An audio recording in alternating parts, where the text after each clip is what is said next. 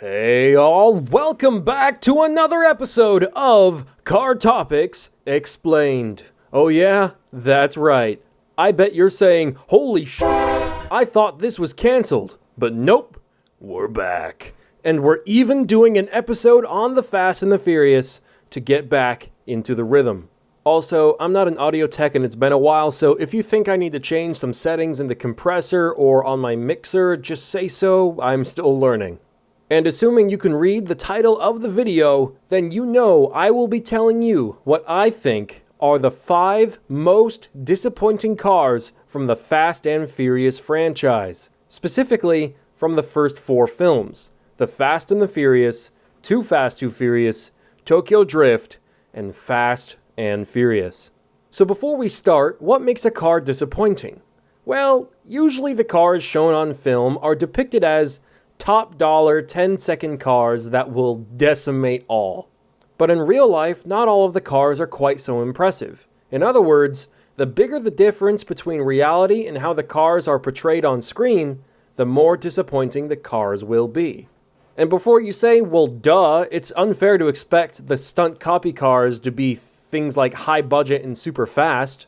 And if you're saying that, I agree with you, which is why we will only be talking about the hero copies of the cars used for filming. For those that don't know, in the first 4 films, there were usually 3 or 4 copies of the same car, each copy being used for different purposes.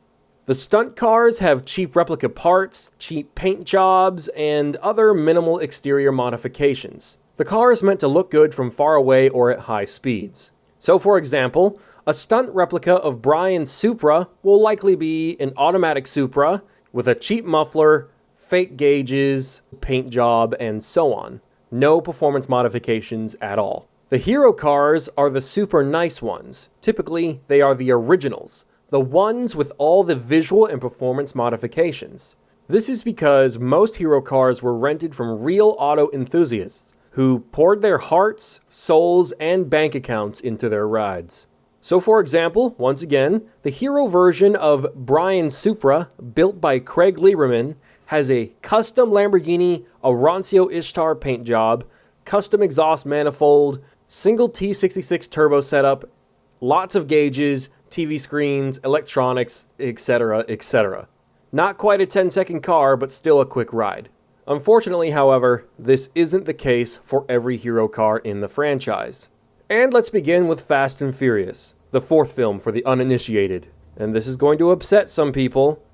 We're going to be focusing on Brian's R34 GTR, or actually GTR Replica. Yes, that's right. Unfortunately, there is nothing to suggest to me that the car is a GTR. It does have some very impressive qualities worth recognizing, of course. It is fully RB26 swapped. It is equipped with a Nismo-style body kit made by East Bear. It has an East Bear hood, Nismo exhaust. It has a custom Magden computer display built into the dash, where the factory GTR multifunction display would normally be, if it were a GTR, but it isn't. The lack of a GTR MFD and the fact that both of the rear fog lights are white when the right one should be red, at least if it is a GTR it should be red, shows it's not a GTR, because both are white on R34 GTTs. Now, big disclaimer, I have no problem with people converting R34 GTTs to a GTR type specification or look. I think that is super cool and requires a lot of knowledgeability and work. I just don't like representing a car as something else, something it's not. But this is also Hollywood, so it does make sense. It's more economical. Not one of the R34s in Fast and Furious are GTRs. However, all of the Skylines in Too Fast, Too Furious are GTRs, which is pretty awesome. So, if you like GTTs converted to GTRs, it's not super disappointing, but it is when everyone is trying to convince you it isn't a conversion. The current owner of the car told me the VIN code of the car starts with BNR34, but wouldn't tell me the rest of the code, which is all fine and dandy. I know R34 GTR VINs start with BNR34, but anyone can say that. So it didn't really leave me convinced, but I'll let you interpret that however you wish. Now on to the next car. Jesse's 1995 Jetta. An iconic car, but in reality, it couldn't hold a candle to pretty much anything. It's got the Troy Lee livery, Wings West body kit, some wheels. It had fake giant brakes to make the car look more serious, I suppose. It definitely isn't going to keep up with anything that supposedly has $100,000 put into it. But even so, Trans S2000 didn't have $100,000 put into it, but it was supercharged in real life, so I can't really picture the Jetta beating it very easily, in real life anyways. Now remember, this doesn't mean you shouldn't like the Jetta. It's super iconic. It's just not all that impressive in real life. In fact, in case you didn't know, if the film had been made a year later, Jesse could have been driving an E46 M3, but the timing wasn't right and it wasn't meant to be. Up next, we've got Rome's Eclipse Spider, which, even on screen, is a bit of a strange thing to behold. First off, for whatever reason, the Eclipse sounds like it has a Subaru Boxer motor with unequal length headers.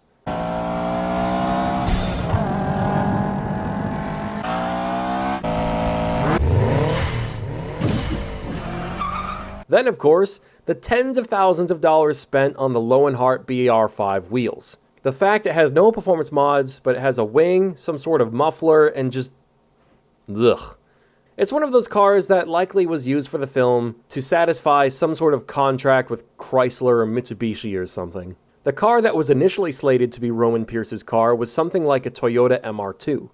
In fact, I should say we're lucky Brian ended up with the GTR. He almost didn't. After that, we've got the Heist Civics, some of the most beloved cars in the franchise, especially from the first film.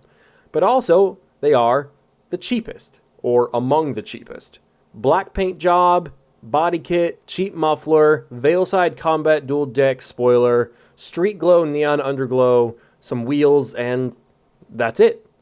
And let that be a testament to how much of an impact a film can have on our perception of a car, despite how low budget they are. And I love these Honda Civics just about as much as anyone else. And hey, if you want to build a movie replica car, it's one of the cheaper options for sure. And finally, we've got Brian's Eclipse. It is most likely one of the top 3 most iconic Fast and Furious cars of all time. And yet, it's number 1 on this list. Please don't burn me at the stake just yet, hear me out. The car is portrayed as several things on screen. It's called a 10-second car, an $80,000 vehicle, it supposedly has a 2-stage nitrous system, and it is somehow capable of shooting fire out its exhaust. Moving on to the facts, the car is painted Kawasaki green, it has lots of interior goodies, a Robocar body kit, an APR aluminum wing, and lots of other aesthetic upgrades. It is a very good-looking car, but it is not an $80,000 vehicle, or if it is, then it's just all in cosmetic stuff. The roof scoop is great looking, but serves no purpose. In real life, the car has a nitrous kit in it, but it is a 50 horsepower kit or something like that, and it's not even fully installed, so it isn't functional. So it's just for looks. The car doesn't even make 200 horsepower because it is powered by a naturally aspirated 420A motor. No 4G63, no turbos, no nothing. It's a 16-second car, not a 10-second car. And the nitrous system depicted on screen would have probably sent the motor into space and knocked the moon out of orbit or something. But anyways, like I've said multiple times already, just because these cars aren't quite as good as what they were depicted as on screen, that doesn't mean we can't love them anyways. Because trust me, I do, we all do. But hey, that's all I have to say on the matter. Tell me which Fast and Furious cars disappointed you when you learned about their specs in real life. And, by the way, if you were wondering, next episode we will be making another video on everyone's favorite E46 M3 GTR. So you better get ready. I'm super happy to be doing Car Topics Explained again. I had the series slated to come back in November, but I got impatient. If you want to play a role in future episodes, keep the series going and suggest topics, be sure to check out my Patreon, because even just $1 will get you access to my Discord, where you can get access to the topics list spreadsheet and also make suggestions. Well anyways, Car Topics Explained is back and it is here to stay. Thank you all so much for watching. If you like what you've seen so far, you'll love what I've got planned. And you better stay tuned by slamming that subscribe button into gear. Take it easy, keep it crazy, and stay chill. I'm the Racing Joker, and I'll see you next time. Bye-bye.